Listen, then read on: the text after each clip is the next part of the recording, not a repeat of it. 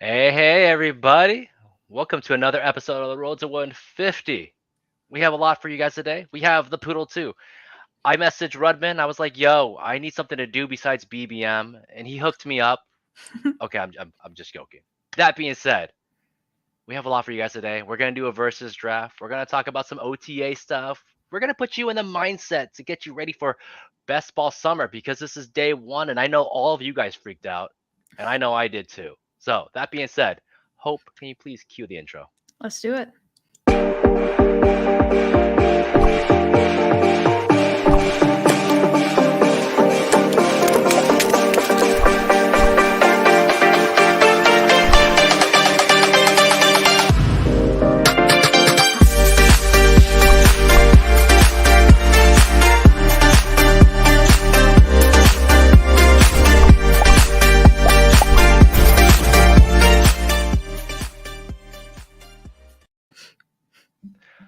Anyways, quick introductions. I am the co-host, the sub-host, Davis Pang, writer for Fantasy Six Pack and Stochastic, and the actual host, the owner of the channel, your current playoff champion. You might know who she is. I don't know. Maybe you do. The ever so dope Hope. How you doing today, Hope? I'm doing awesome, David. Doing pretty good. I'm excited. Um, Another poodle dropped. I don't think I'll have to 20 max this with slows like I did the first one. So I'm currently working through 20 slow drafts right now on the first poodle. Hopefully won't have to do that for this one. But yeah, I'm excited. It's fun. Got a couple more BBMs under my belt. I love seeing these new contests coming out, doing some stuff still on DK a little bit. But yeah, no, it's just an exciting time and excited to have these different type of contests going. I was not expecting that. Obviously, we're joking. I did not message Rudman and be like, "Yo, give me something to do." I mean, honestly, I wouldn't be surprised if that was probably some underlier. There's so much content going on. We cannot do BBMs every show. We are not Pete Overzets. We're not cool like that. We I need as much EV as I can Yeah, we get. gotta I can't just preserve. We gotta preserve some of I that know EV. I'm at 43 and I'm like Jeez. trying to like figure out the rest of my life for the summer. So I'm glad these contests are coming out. So like I said, we have a bit to talk about right off the bat. I know first day of OTAs, right? Is it day one, Yeah. day two? What are we at? I think day two maybe. I don't know. Day and a half. The real big the OTA day. I feel like news is bigger today than it has yesterday. Yeah. Um, so I know right off the bat, Miami Dolphins got a lot of love today. Devon A. Chain gained some weight. He's a pick 190 pounds right now. Tua gained a ton of weight. I tried to order a jersey. They're only serving XLs now because I'm like Tua jerseys. No, I'm Two just jerseys. Tua jerseys are XL only, and his shorts are XXL. He's got them quads. I mean, we had some crazy news. We had the Aaron Rodgers and Alan Lazard Yeah. injured day two, ankles, on the ground, multiple trainers. I mean, how did you take that? I mean, what are you looking for to your OTAs? It was interesting, right? I think it's a good talking point getting into this off season with all the news we're going to get. Like with best ball being more popular than ever, bigger contests, more people playing, like the reaction from these rooms, it's going to be a day by day process, right? Like I saw it today, literally. I did a BBM during my lunch hour and I got Aaron Rodgers like 30 picks past ADP. And I guarantee you it was because the room let him slide because of the little blurb that he might be injured. And so stuff like that's going to happen. But we also need to be cognizant that, like, some of this stuff is going to be real, right? Like, there are going to be injuries happen, different things come up that, we're going to have to pay attention to. But yeah, today was a fun one, though. It seems like both Rogers and Lazard are okay, though. I mean, it's an everyday thing, right? Like, I know when I saw the Alan Lazard thing, and I was on a bunch of slow drafts. I have like 50 slow drafts, 80 slow drafts going. And I was like, you know what? I don't need him on this team. And I was like, I was like, I'm just not gonna do it. And then later to find out, it's just like some NAD issue. Um, so I mean, what can I say? I'm part of the mental game of it is myself, as someone who's drafted 280 teams. That if I Right. see a red dot and it's somewhat semi-negative, like, God, I'm gonna react to it. It's a human nature. It Um, is. Especially, I think in your case, though, for a guy like Lazard, who you've already drafted so much of, that would make me take a pause, be like, wait, okay, I've taken a lot of this guy. Like, I probably shouldn't add on if there's a chance he's actually injured. So I think that makes some sense from you to kind of take a pause there. So besides the OTA news, I mean, just summer news. Like, is there any news that you're actually like trying to look, right? Trying to gauge that is something that's going to affect your draft. Obviously, besides like random injuries, but like, is there news you're looking forward to or looking for? I'm ready for June 1 to get here. See who actually gets cut, who doesn't, what the new team situations are. Where's Dalvin Cook gonna be? Is Corey Davis cut? Is Tyler Higbee cut? Like, it doesn't seem like those guys are gonna be, but you never know. And those are situations to watch. So I'm ready for June 1 to get here. We have a lot more clarity after that date. I think that could be another one of those kind of good days to draft on. Because I think there'll be a lot of craziness with players falling, players rising. So like I think that could be a good day to draft. So that's kind of my next thing I'm looking forward to. It's a good one. I completely beat me on that one. I had no idea to think about that right now. I think for me, something I look forward to, and this is something that I did last year, is to gauge like, and this is not stupid, the vibes, like gauge vibes on a player, right? Like, and I Yeah. talked a little bit before with like Brees Hall this year, Javonte Williams. I mean, think about like last year, Saquon Barkley, like his footage looked better. The everything about Saquon seemed so much better last year than it did the year before. I remember I Mhm. drafted no Saquon 2 years ago, even though he was quote unquote healthy. But Saquon last year, I was like, dude, he's looking great on film. They're talking him up. They're making him go through tackles. And I was excited. Yeah. So I feel like that is something I looked at. Like, is the overall Twitter, fantasy community, etc., feeling positive on that player? Then it generally does make me feel a little bit better. Um, Not to say go with consensus, but you can tell when we don't have a lot of love for somebody given a situation. And I think Yeah. that kind of helps, lets you figure out like, are you early on somebody? Are you too late? AJ Brown, Saquon Barkley were guys I felt like that. Tyreek Hill even was getting a lot of love from, us Tyreek Hill lovers, but it wasn't like negative news. It wasn't like Tyreek Hill is over there causing trouble in the locker room. Things like Yeah. that. So like, is the vibes checking out? So that's something I like to look at. Also, we should bring up obviously the cover boy, DeAndre Hopkins, right? What's going to happen there? Like, what did you take? What was your takeaway from his interview where he talked about basically all the things he wants in a new team and him dropping that hint when he was talking about what he wants in a quarterback and being like, oh, well, Kyler has all that, but he's injured, right? Like the Yeah. player coming out, because the players know, right? Like they know in that locker room what Kyler's status is. And I know me and you have been very, very uh light on Kyler so far. I don't even know if we picked any.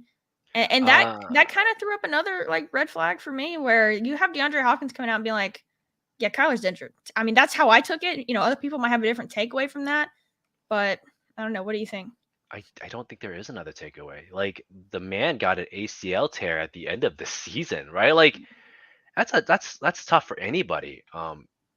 Adrian, we still prop up Adrian Peterson for it, and because he was, a Hall of Fame running back at this point,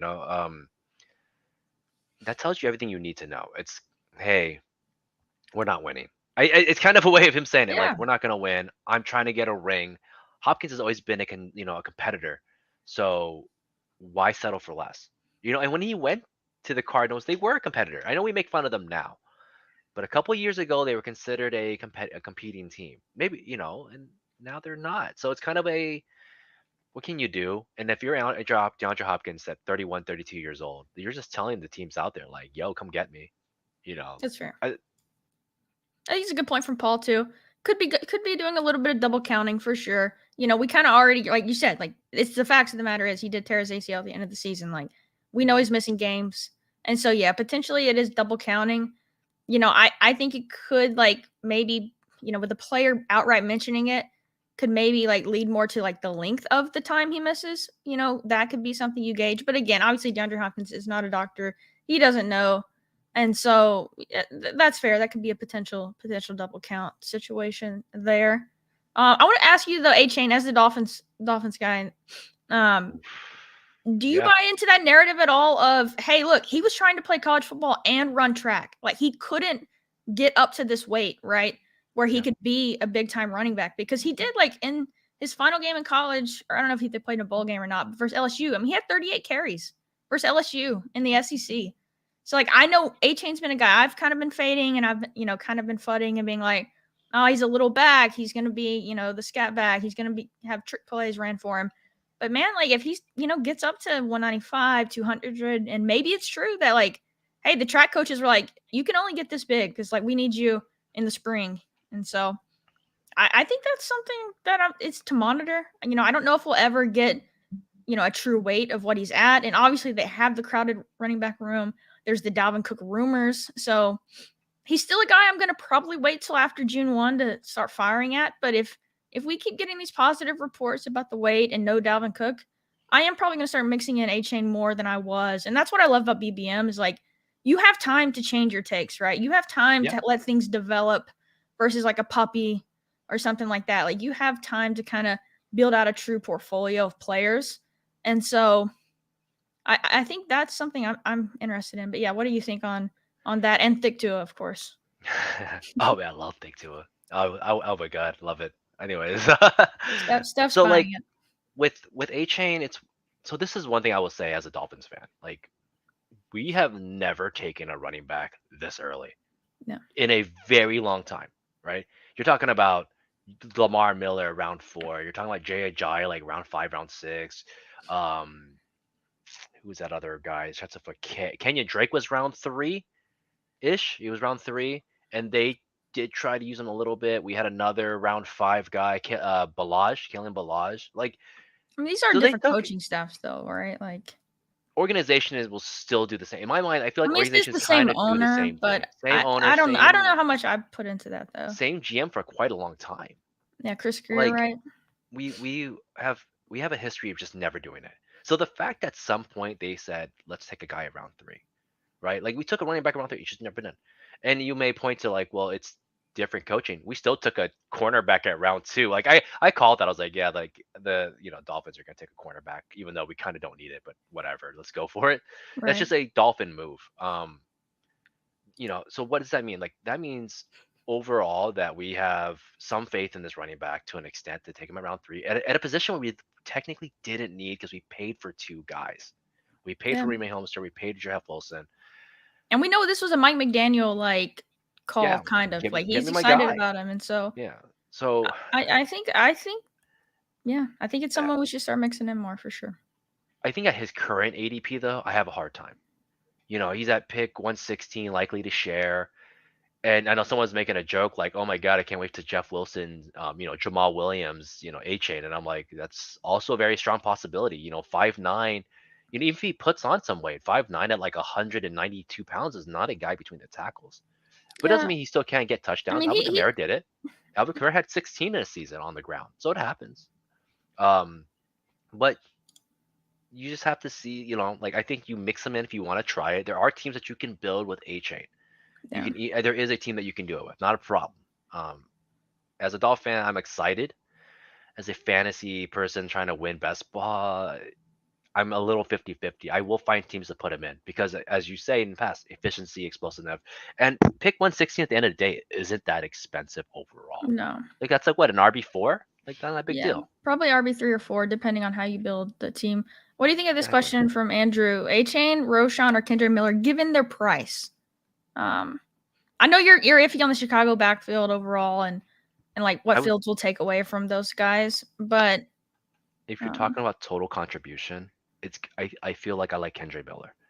The contribution, I feel like Kendra Miller can give you in the first 6 weeks.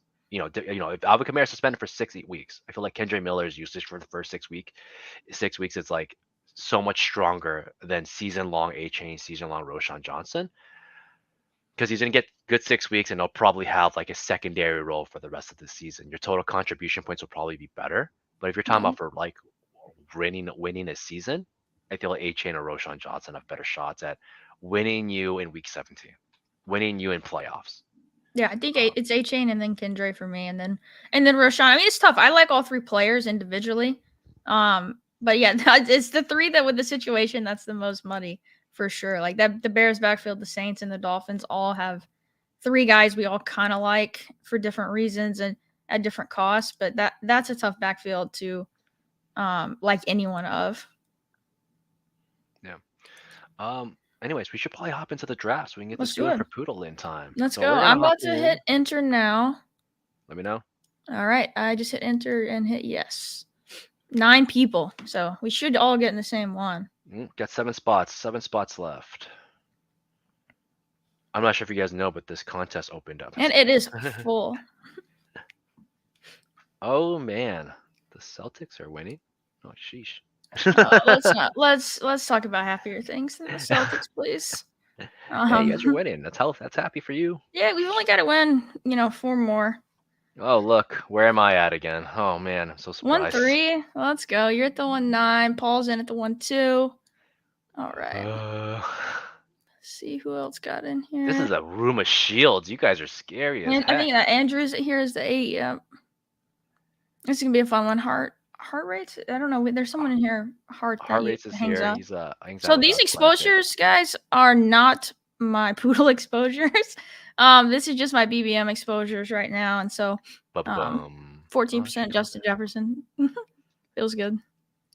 But yeah, we got our week 16, 17 matchups up there. But yeah, these exposures are not for the Poodle. Yeah, how did Steph miss this with 9? We needed 9. That's tough.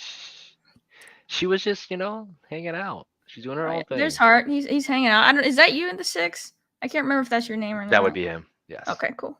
He was in, I think, my first draft of this year, actually, and he like sniped the crap out of me. I'm not gonna forget that, Hart. Okay, I'm not gonna forget. All right, 1-3. I got really lucky when drafts first opened with my top 5 picks, but I've been towards the back end these last week, so I feel your pain a little bit there.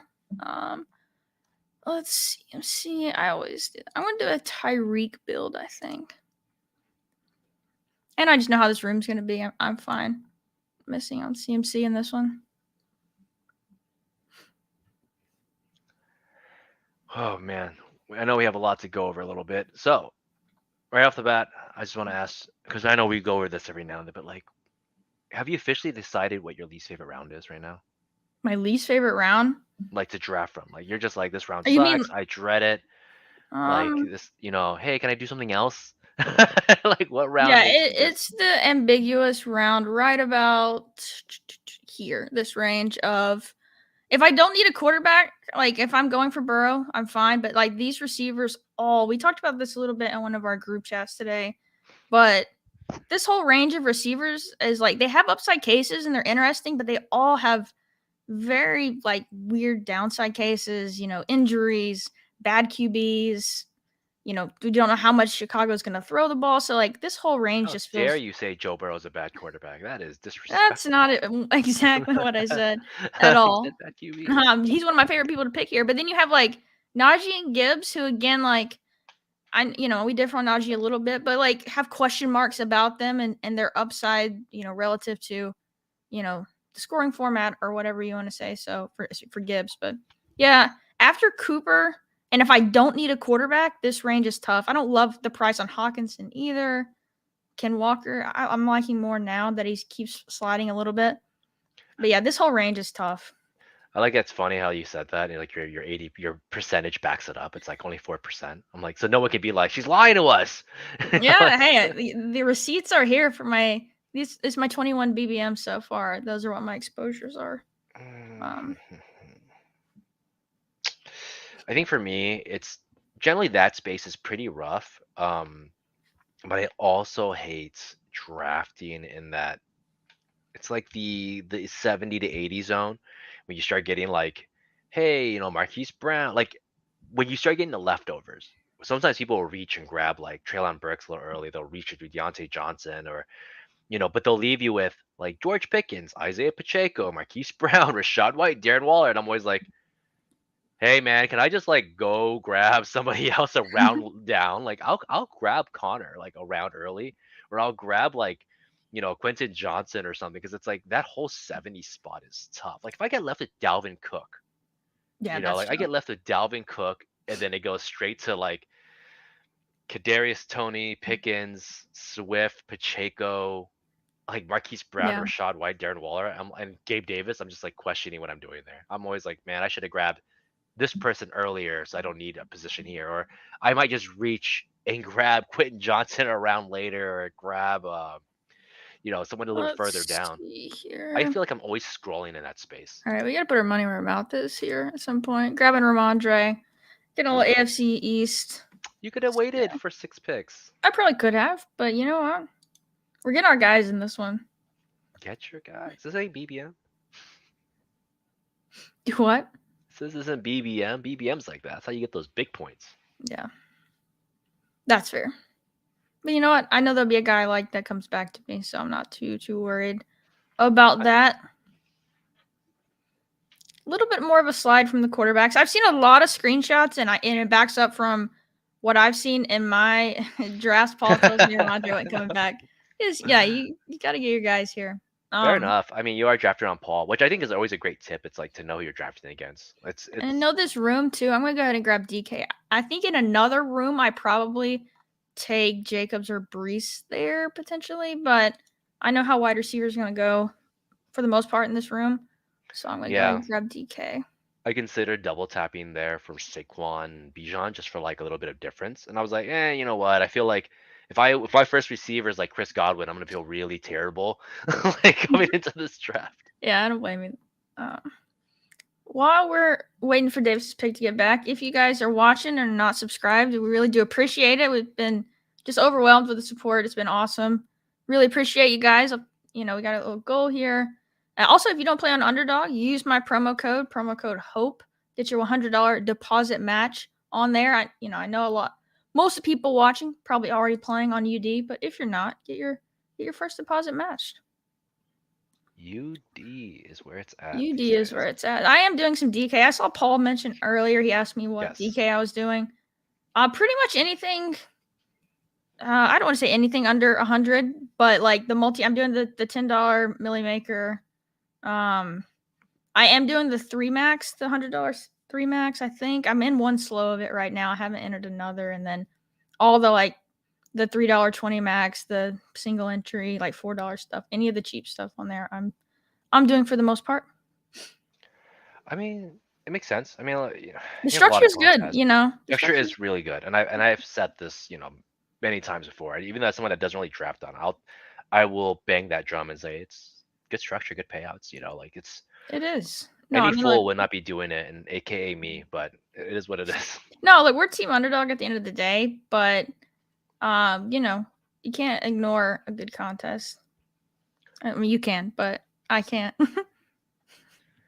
Yeah, I am seeing like some of these picks go early, right? Christian Watson picked 31, Calvin Ridley picked 30. We got another overflow going on apparently, and Stephanie is saying she started Bijan Garrett Wilson. Apparently, it's a nuts draft over there. So I have to take a look. I wanted Najee to come back. I should have expected he wasn't. You got Bijan. Yeah, but I feel like you can go 2 and then just literally be done until like the end of the draft. Yeah, that's fair. So pulling off the last one, so we already figured out what our least favorite round is. What's your favorite round? The round that you kind of double dip into. So yet you're willing to take 2 players, maybe to reach a little bit on it. Helps you build combos, helps you kind of your like fallback round. Like, well, if this round fails for me, I'm gonna go into this round and get what I need because I like this round. So what's your favorite? So I am weird and I don't look at things like round. So I don't know off the top of my head what round it is. Space. Yeah, I'm just gonna scroll the board down until we get to this range of running backs, starting with Charbonnet through Gibson. I love these running backs. I love if I have 2, I'm still sometimes grabbing 2 more here, or especially if I just start with one anchor like I might do on this one with Ramondre. I am not leaving the draft usually without 2 of these guys: P. Ryan, B. Rob, Dylan, Penny, Damian. I love all these running backs, and these the receiver tier drops off after Elijah Moore for me. Really, it's really Bateman, but I can throw Elijah and Sutton in there. Man, and so I am a whole round. Bateman, and you can tell I have 30% Rashad Bateman right now in BBM. So I am kind of he's that drop off for me really. I said Elijah. I got 14% Elijah, so I'm taking him too. But yeah, and this range of running backs is my favorite. Screw your stack, Andrew. I mean, he came up at pick 40. I was gonna pick up Judy, but I was like, it is what it is. Um, I like, and you guys always give me crap for this, but I like that pick 60 zone a little bit, a little early, where I get, Damian Pierce, Joe Mixon, Ayuk, Mike Evans, Chris Godwin. Like, so the round above it, I don't like, but the round under it, I like. So I like going into the space with like the pick 56, 58, 60 zone and going like, worst case, I can get Dobbins. Worst case, I get Pierce. Good, like worst Mhm. case, I get Mixon or I can get Chris Godwin to Mike Evans. I feel like I can complete what I'm missing there, which is goofy because I hate the round above and hate the round under. But that middle round, I always Yeah. feel really strong about because if I'm at, right now even, I'm at 2-1-1, or 1-2-1, I can feel like I can get my running backs there or I can get my wide receivers and kind of just balance out. It's a very interesting set of picks there. And I know that some people are kind of down on Chris Godwin. I'm a little down on JSN, but like Chris Godwin, Dobbins, Brandon Ayuk, Mike Evans, Lockett, it doesn't feel terrible. Or if I'm heavy wide receiver, then I just, get Miles Sanders. Or I can get Yeah. Kittle, falling Kittle. Like it feels really good in that space there. Um, and I feel like that's kind of a little overlooked because a lot of those guys are in these in big weird situations, right? Like 49ers, we don't know who their quarterback is. Tampa, we laugh at their quarterback. Yeah. That whole I'm situation. taking I'm taking this 12 pick slide on Justin Fields here. Ooh, 13 pick. So getting him that far past ADP, 13 picks after ADP feels pretty nice. 5th round, and not too worried I didn't get DJ Moore for the stack. Don't really need it with Fields, so that's pretty nice there. yeah. I like what we're doing so far. Nate had a question. I don't know the answer to this one, Nate. Do you know this one, Hope? No, I don't believe there is. I don't know of a site that offers it on mobile yet. Unfortunately, would be awesome. I've used both. This is the Brick Draft Caddy, and then on DK actually, I still have Spike Week too, so I use both. But I don't know of one that has mobile. It would be really cool though. Fair enough. Like I said, I personally don't know. I have to like memorize them or write them down and have them on like a sheet on the side and just kind of get ready for that. Yeah. I also don't play a ton of week 17. Besides the ones that I generally do like is the ones I generally know. Kenneth Walker's fell about 10 picks. 8 picks are here. People are reaching a little bit. Oof. What are you thinking coming up here? I'm thinking I gotta contemplate my life. I did see this, Paul. That would be interesting, obviously with the guys over at Spike Week, putting theirs out, but would make sense from DraftKings to offer it because not everyone has that, and it's a huge improvement having a draft board. It makes it way easier to stream drafts and all that, so that would make sense. Yeah, they probably will. I mean, I would assume, that would be something they would want if they're trying to up their best ball product. You got your guy Mike Evans you're talking about? Yeah, I know if I grabbed anybody else, I was gonna be struggling with receivers I don't want, and I don't need a quarterback. I think I have a shot at Miles Sanders, Damian Pierce either way, so I feel like that's fine. Because obviously, off the Schneid has 3 running backs. Like, I mean, he could take a fourth, but I find it unlikely. So I was like, worst case scenario, I'll just roll the dice. I like picking spots like that to push picks. I'm doing it. I would say I'm kind of getting my stacks a little bit more than usual as far as like 5-6 picks of ADP. Oh yeah, this is a good one. We kind of grazed over DHop a little bit. Where would you want to see him go? Where do you think he's gonna go? Honestly, I don't want him to go anywhere. Really? You wanted to play with Cole it's McCoy? Weird. Yeah, I want him to play with Cole McCoy. I want him to be a part of like this hyper target situation. Like Cole McCoy, so I was gonna tweet this out, but when I did Cole McCoy's projections, he came up like -6 or something on contribution weeks, meaning that like the odds of him ever contributing were like super slim to none. Like it was negative. Like they were like, "Yo, if you put in his numbers in here, you're like, why? Why'd you bother?" So But the thing I liked about Colt McCoy was that from a PPR standpoint, your guy's gonna get fed.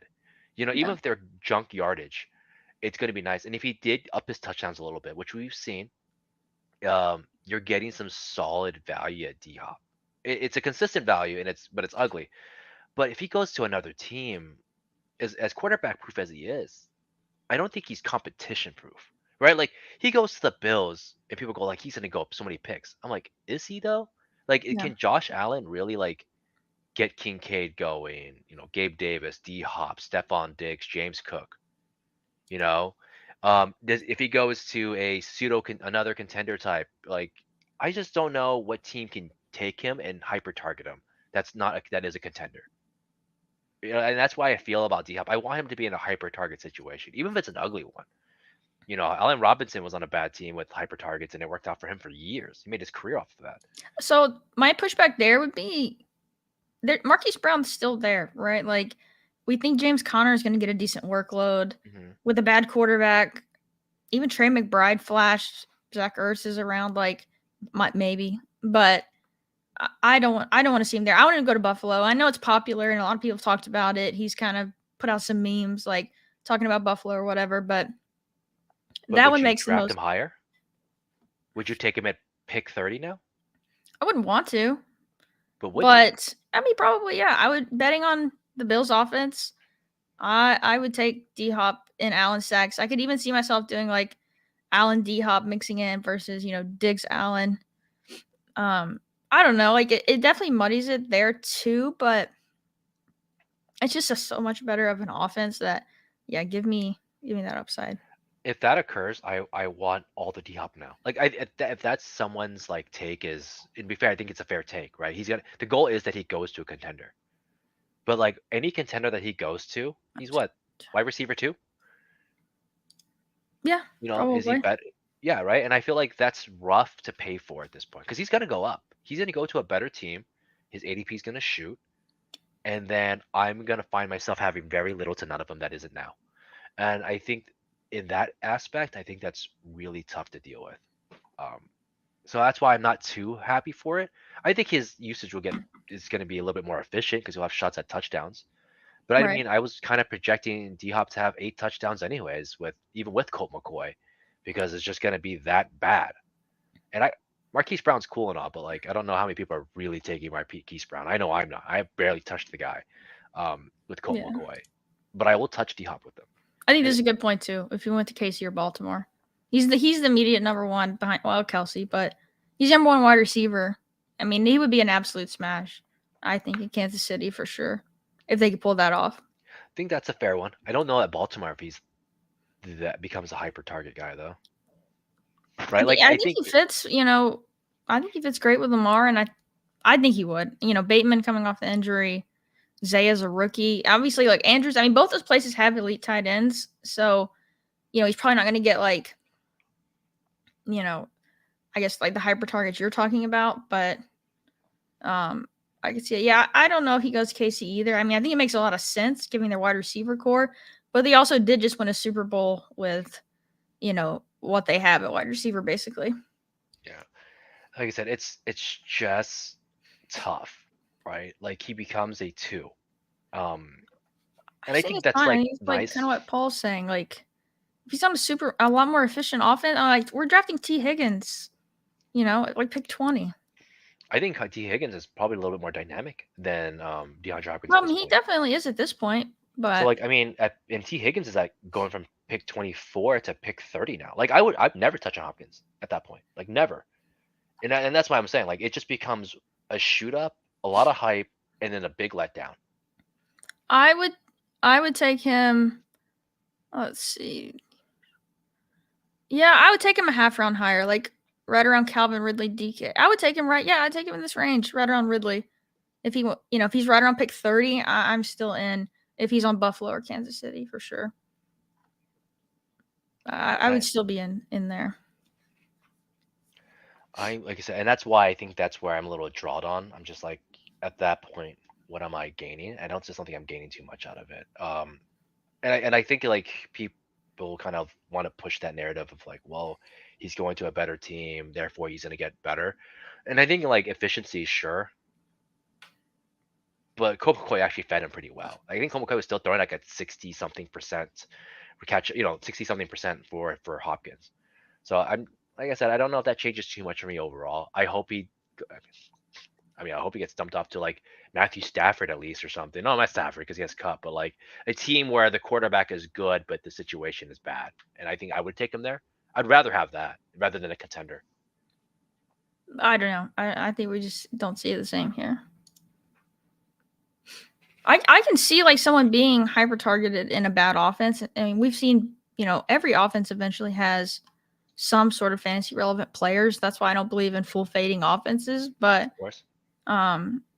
you can. It's not like you can't do that, but we see it every year. Like, Patriots wide receivers were in Crane's winning lineup, right? Like, and the offense was like the worst in the league. So that's why I'm not there on full fading offenses, but so he can still be there with Colt McCoy, but I'm not in on that. But you like I said, you agree that you wouldn't take him at pick 30 though. Because I would take him at pick 30. That would be like about where I would take him at. That is really tough. I feel like that's a lot to pay for him at that point. I'm gonna take what else could be there? Oh, nice pick. That's a good fall. Yeah, I got him 9 picks after ADP. I mean, he's not the most exciting player, but he's fine. Yeah, we had GA007 and Paul seeing who would be the last one to take a running back, and Paul outlasted him till this pick here. Let's see. But yeah, I don't know. I think that DHop is going to be tough. Right now, I'm also kind of like off the board on Devontae Adams. I really don't like Jimmy G. And I think Devontae Adams news, if you're going to buy him, you're going to hope he gets traded. There is some sour. He's soured on their the Raiders right now too. Which could be great. He gets traded to like a good team. I'd be a little bit more sold on Devontae Adams. I think that's fair. I don't know what I want right here. I'm going to go Njoku. This team is interesting. I have no clear. I've got a little Seattle-Pittsburgh week 17, but nothing super clear at the moment for what I'm building, but I don't mind it.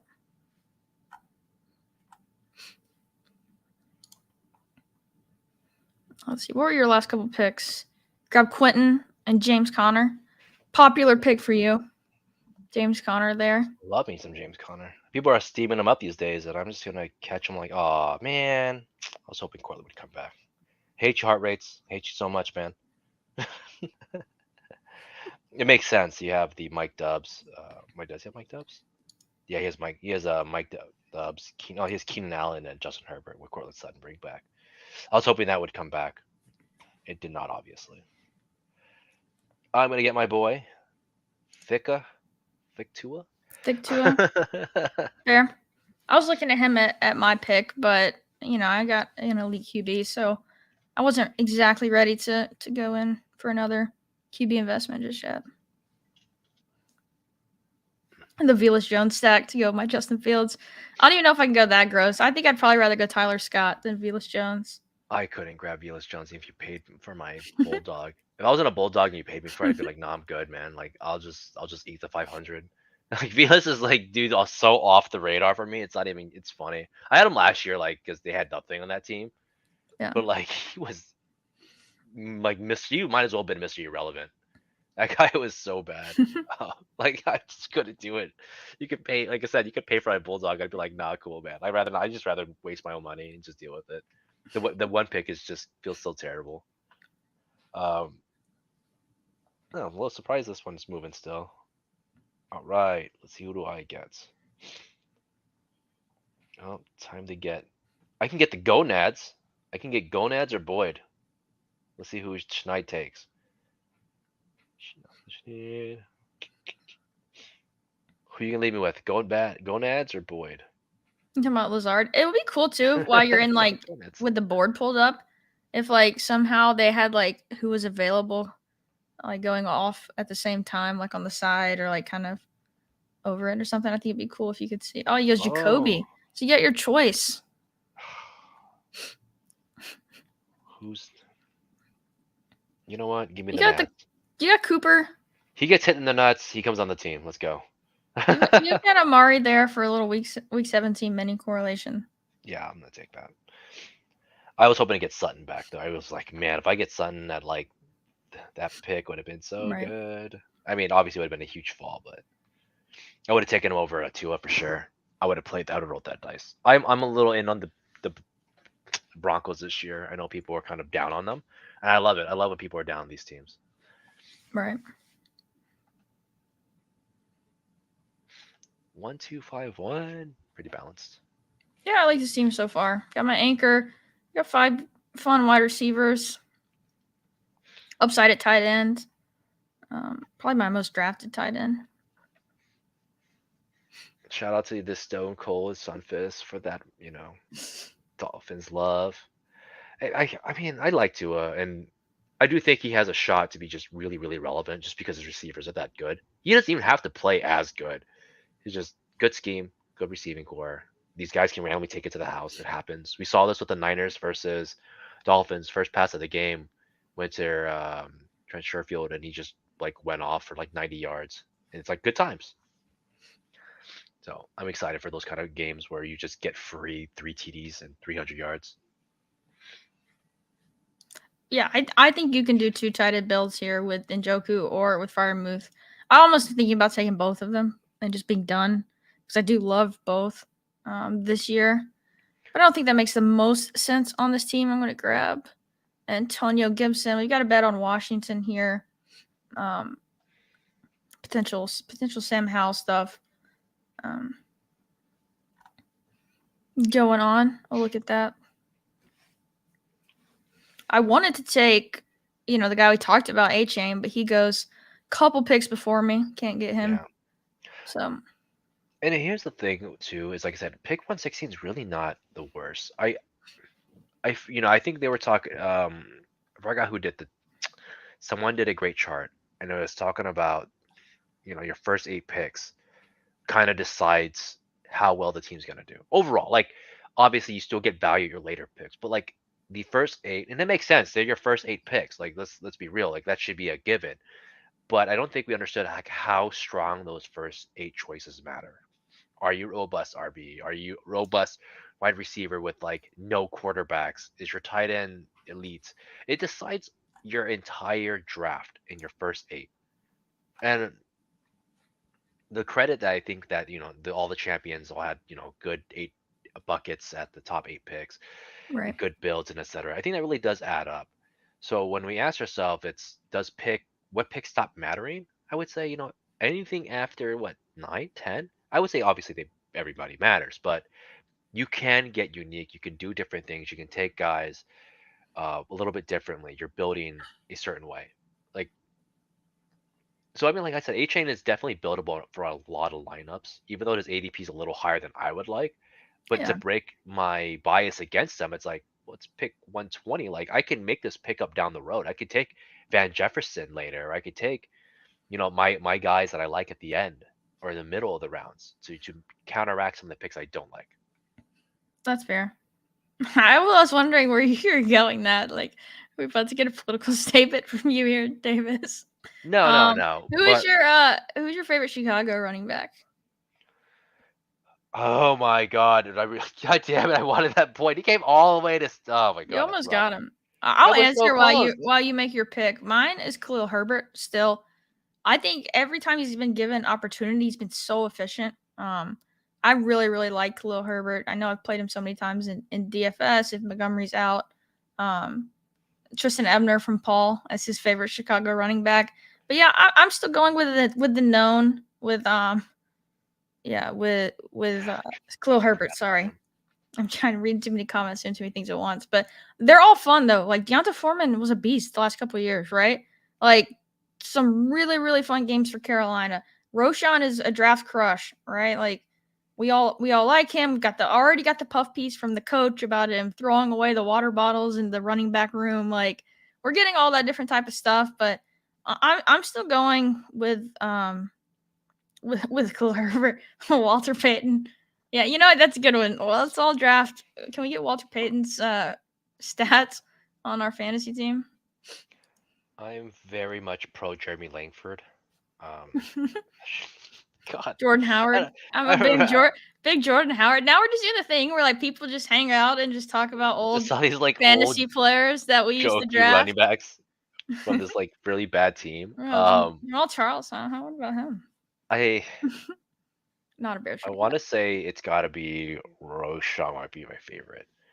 He's going late enough after Khalil, and he's young under and probably likely more explosive than Deontay, right? Like he's That's in this probably weird fair. spot. I feel like if I'm gonna do anything with the Bears running backs, it's gonna be based on Roshan. It's gonna be Roshan, Deontay Foreman, Roshan, Khalil Herbert. Like I'm never gonna. I don't feel. I say never, but I don't feel good doing the opposite. Herbert Foreman versus Roshan and one of the other two.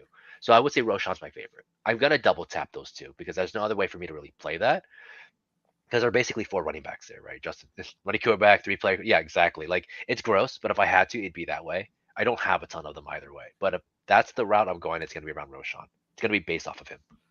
I think that's totally fair. It's Let logical me thinking, right? see here what I'm gonna do. I have 24% Alec Pierce. I'm just now realizing that. Um, I've been trying to take more peers, and I just for some reason just never end up on them like I used to. During big board and during like early BBMs, I kept finding myself ways to get him, but now I'm just a little like, well, not off, just not landing there correctly for him. is Pickett gone? No, Pickett's still there. Got a little bit of a Pittsburgh thing going. Yeah, I still think that running back room can have some value, right? They really made improvements in their O line.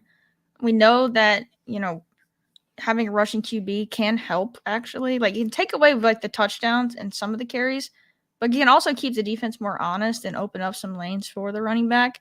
And so I don't want none of them. I think I'm just gonna be sprinkling them in though. But I don't have a super firm take, but I would say if asked that, yeah, it's Khalil Herbert still for me. Oh, I don't know what I want to pick here. I mean, I Hmm. guess so. I actually have a question for like chat. So I've had a little bit of a rough time doing three quarterback. Have you guys been digging Let's in go that back to the well. that really bad quarterback zone? And I say by bad, I mean like Jordan Love, Stafford, and below. Like, are you taking Stafford Pickett teams with Trey Lance? I mean, like, how often are you guys actually doing that? And if you are, like, give me an example. Like, I need something to spark my mind a little bit. Like, if you're going deep into this quarterback and you're punting it, like, who are your three guys? What are builds are you guys doing? Ritter? Well, wait for them to answer. Yeah. I'll say me. I'm doing less of that. I think I did more of it last year with like the three punt QBs, right? Like, just give me we'll figure it out, right? We'll late stack three guys. We'll just get the replacement points. Like, I'm not wanting to leave drafts without at least two of like golf and up, right? Well, I don't say two of like if I take like one of these guys and then I can do two late, that's fine in like a three QB build. But I'm doing less of like the Mac Jones, Kenny Pickett, and Matthew Stafford teams this year, personally. I think Stafford's a little bit better, like could have a bounce back year. I mean, we're just 2 years removed from him, having what, like 4,500 yards, winning a Super Bowl. This is a good point too. Hal and Ritter, just those guys with potential rushing upside, I think it makes it feel better at least. When you can have one of those guys that you think might can run a little bit. Um, I agree with this. Oh, we see Ben's, but Hal's usually involved with me or Purdy. Okay. Hal Pickett Stroud. All right. From Andrew. Watson, DJ Ritter. That's an interesting one because it's basically three runners. And Watson kind of falls a little bit. You see him pick 90, pick 100 kind of times. Like that makes sense. Yeah. So Watson, Daniel Jones, Ritter. A lot of picks for Stafford that him avoid. Yeah. And some people are just Eric straight up avoiding it. So like I said, it's something I've been trying to figure out because last year I lived in that zone. I lived, even the last 3 years, I would be grabbing like Jared Goff at 180 and Daniel Jones was at 150. We just don't have it this year. We don't have pick 160. Like the latest fall off guy is Derek Carr. Whether you guys like him or not, he is like that fall off player. So I'm just curious, like who is that for you guys? If you guys are taking them, I, if I you're do even think comfortable doing it. I think Stafford. Yeah, Carr's probably I don't know. For me, it's Goff. I think we're a little different on Carr. I don't think he's in the range of like the guys higher than him. I think he's, yeah, like him and Stafford are probably a tier better than like the rookies and stuff like that. But I wouldn't say he's the cutoff for like one. I don't want him to be my QB1. No, no. I mean, at that point though, like, who would you want down there? Is your Stafford to be your quarterback Oh, one? I mean, I'm just Stroud? saying like no, none of these guys are gonna be my QB1. Like I'm gonna already have a guy Yeah, I mean, before of course, before. if we're full punting though, that If was we're the full push. punting, yeah, I mean Carr's fine in that case because he's easy to backstack with Juwan and stuff like that. So And that's then, fair. so But you would be like Derek Carr, Pickett, Howell, Ritter, like you know what I mean? Like that would be like I go assume that'd be the build. I mean, possibly. I don't know. I'm really trying not to do that this year, though. That's the only thing. Like I would say is, yeah, not as much. Not as much for me. Yeah, like I said, that's just trying to say what I'm trying to see because I have a hard time going down that deep. Like Derek Carr is like my QB2 to QB3 most of the time at best, or worse. He's not never my one, and if he was, like I would try to figure out who my other two guys are. I just really don't draft down there. Like I have very minimal to no exposure of those guys that are at the end because I don't trust that they're gonna have a job mid-season or end of the season, And I feel like my points that I'm losing because I'm cheaping out at quarterback is a lot worse this year than it's ever been in comparison to like past seasons where we had Daniel Jones, where we had Jared Goff, where we had Big Ben. Even Matt Ryan, right on paper for some people was a guy, not one of mine, but Carson Wentz, had four amazing games. Like it's ugly down there, but like those guys were at least quote unquote like competent, I say, or at least we have faith in it to an extent. So That's I think fair. Russ is a cutoff, I think, here too. I think Russ is probably like I think a fair cutoff where it comes down to like this gets ugly. Yeah, I mean, even he could. I don't know. Like I'm really trying to get someone ahead of those guys if I can. Like I want Deshaun, or I want the Deshaun Herberts, Dak, Trevor, Kirk, like Daniel Jones, Kirk, like Daniel these guys, Jones. Geno too. Like that's the cutoff for me more so. And then like Rogers down, I'm trying to not have So you're basically like me, like you're not drafting down there. So like what you're saying too. It's like you're pretty just not much. drafting down there. Yeah, fair enough. And I agree. Like I just don't go down there. It's like the I mean, deep waters. I'll disagree there. I don't say I don't, but like if I do, it's a 3 QB build, right? Yeah. I have Hal and I have Ritter on teams. Mac if I have to because he's easy, to get no Celtic sweep. That's good to hear. Dak is the lowest QB1 they would take. What do you think about that? I'm not against it. I mean, Dak's a people are weird really one. so people are really off Dak, but given what his weapons are this year compared to last year, I it's good. Like he has Gallup as his worst receiver versus Noah Brown was his, or Jalen Tolbert was his guy last year. When I put up the numbers for Dak, he came up short of Deshaun Watson, and like that was it. He just came short of Deshaun Watson. I'm like, that's fine. Like, and I can get him at pick 100 sometimes. I could put him with Kirk. He doesn't really share a lot of good bye weeks like Daniel Jones, Lamar Jackson, and all those guys do. So I feel like he's pretty solid at points. Um, and maybe he's gonna have better numbers than Rodgers this year. I think he will. Yeah, right. Like, and that's like kind of like the point. Like, it's going to feel better. Oof, this is bad. This is a good question. Because it's an easy answer for me, and it's a boring answer. But all of them, like I like all these guys. I'm mixing them all in on different builds. If they make sense for like week 17, I'll do that. But I probably would say Conklin with Rogers is my favorite. But I like all of these guys. Yeah, I know it's a boring answer, but for me, it's Conklin. Then it's probably McBride, and then Mayer, and then Woods if I had to order them. But yeah, Conklin, McBride, probably the top two there. But I kind of like them all. Yeah, I, they're all about equal for me. I'm in that same boat. I'm leaning Conklin, a lot more than I lean on the others.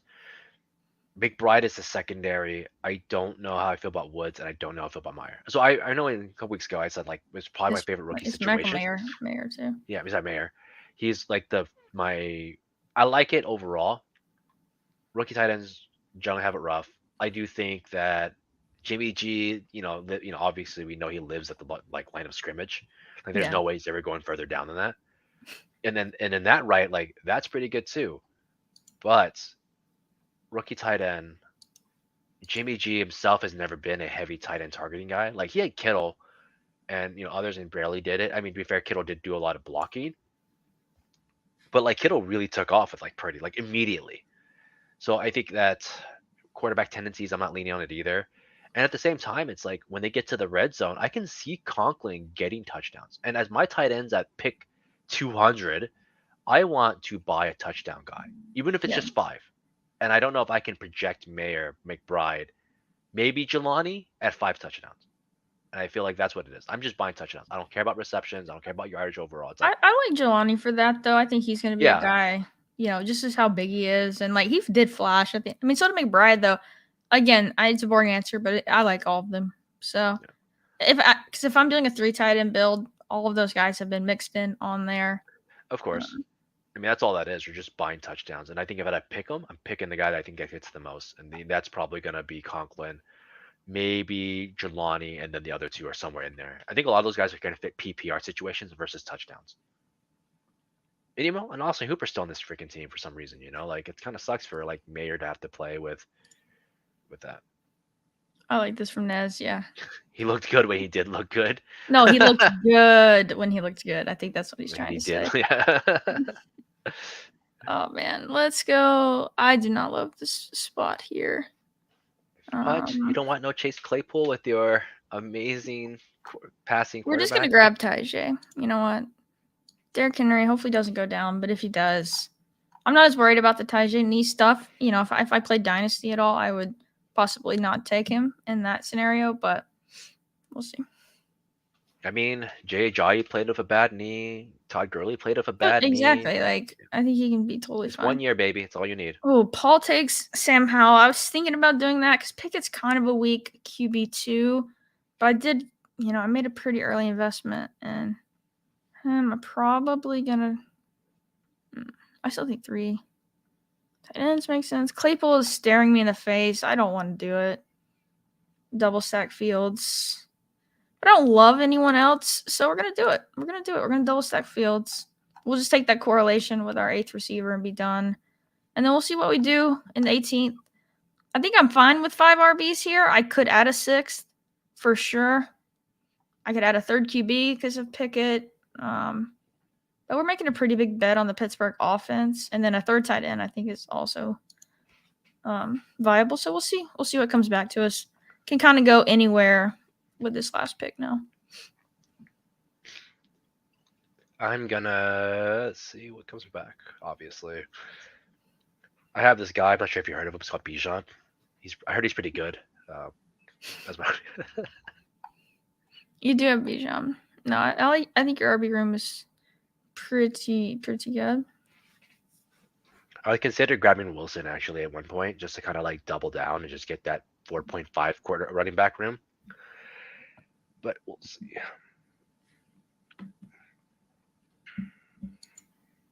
Did the Packers have a tight end that regularly produced with Rodgers? Never. Not much. Mercedes Lewis was the only person I could think that ever caught touchdowns back-to-back seasons. Like Jimmy Graham didn't he have a decent year there 1 year? I think you think of Seattle, Jimmy Graham. Oh, I know he was pretty good there. I don't know. Yeah, it is tough when you consider that, but I just think Conklin looked actually solid last year, and so I like him. Got your guy Cedric Tillman, adding a rookie in. I like it. Tillman's a fun pick. He was supposed to be the guy at Tennessee before his injuries, and Jalen Hyatt kind of stepping in there. I saw him catch one pass today on OTA videos, and I'm just like, right up the board, baby. Here we go. It's Cedric Tillman season. Yeah, we have Tanyan for like 2 games. We have Tanyan for a year. So he probably had a good season mixed in there. He also hasn't had like super great tight ends, which Conklin is not super great. So, all right, you took Jelani. Were any of the other ones even on the board for you to make that decision with? I guess McBride was. Yeah, so you took McBride was Jelani. there, Ferguson was there, Hunter Henry was another one I was considering. So Yeah, I'm still taking some Hunter Henry. I also considered probably taking Ritter there. I thought Ritter might have been a decent pick, but he would have just been purely naked and would have been kind of goofy. And I do like Tua Russell, and I stand by that. I still like Russ. I still like Tua.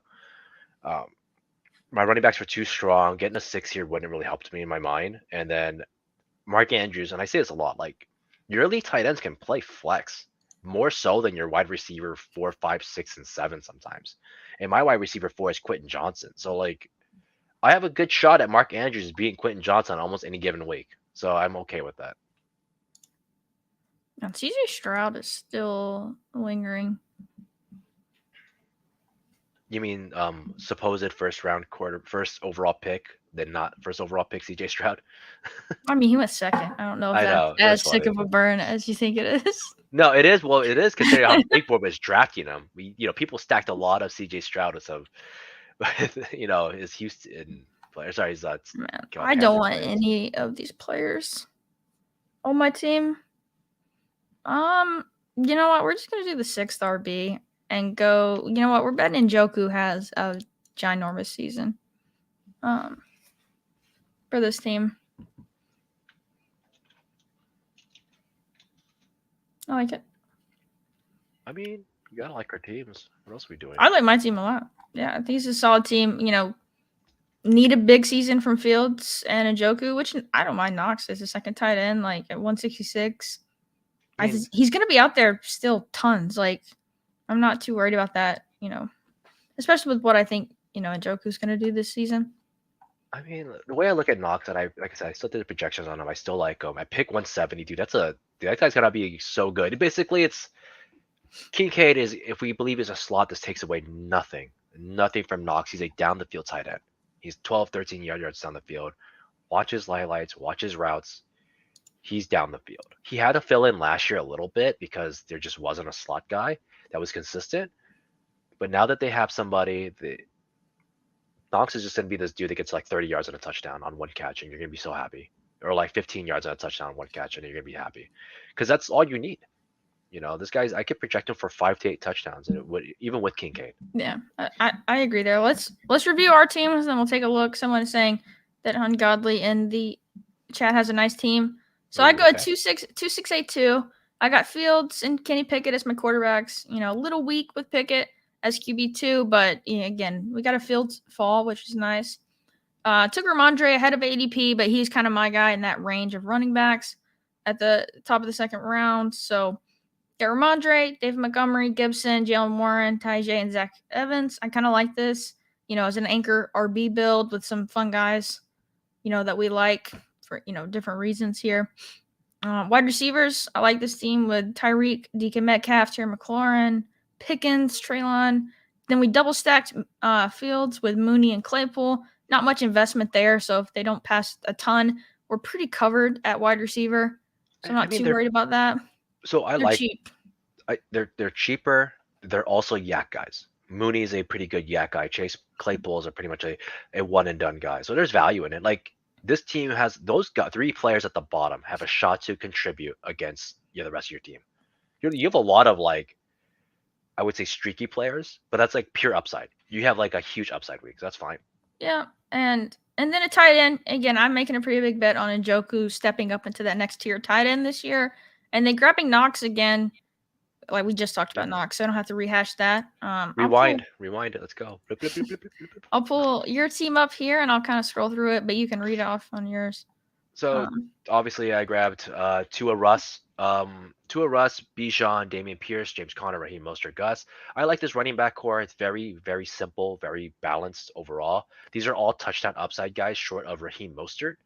I think some weeks I'll probably get the contribution. Gus might vulture some, but my top 3 running backs, I think these guys are just, they're gonna be carry hounds, up the gut carry hounds. Stacked my Tua with my Jalen Waddle. No bringbacks besides my tight end at the end.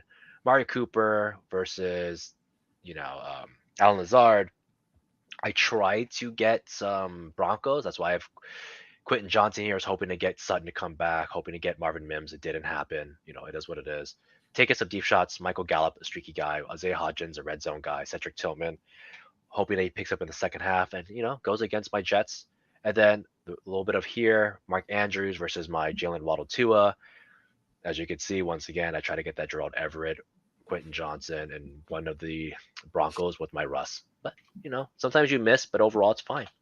Would you have thought about not doing, I guess, you depend on who was there, but 3 tight ends with Andrews? I don't know. I'm not doing that too much, but you did wait. Like, these are late picks with Everett and Johnny. So, and I know I you're big on the tight end flex, I mean, as an the end option. of the day, the roster is 2-5-8-3. 9 receivers doesn't really help a ton in this case. And I think Andrews, we saw this from Sam's. Tight ends come up at your flex 13% of the time. And then at the end of it, it's 13% of the time, and that's not maybe including some leads and not. I think Andrews is better than the majority of my receivers. Straight out. He's better than every single one up into Mike Evans. So he's playing for a flex spot every single week. And I bought 2 tight ends that I think are touchdown guys. I said about Johnny Woods. Like, I think he's just one of those guys that gets a touchdown. Gerald Everett's a touchdown guy. So they get 6 or 8 points. Mark Andrews gets 13. He's my flex. Let's take a look. Someone said Ungodly had a good team going. We've got a 3 QB team with Deshaun, Stafford, Kyler. Okay.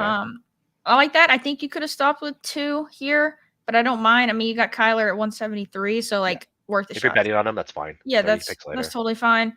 Got a double tap of Pollard Jacobs at the 2-3. Then you got Swift, A Chain, and Eric Gray. I like the Eric Gray pick. That's a fun one. I know Eric buying for Spike Week likes Eric Gray.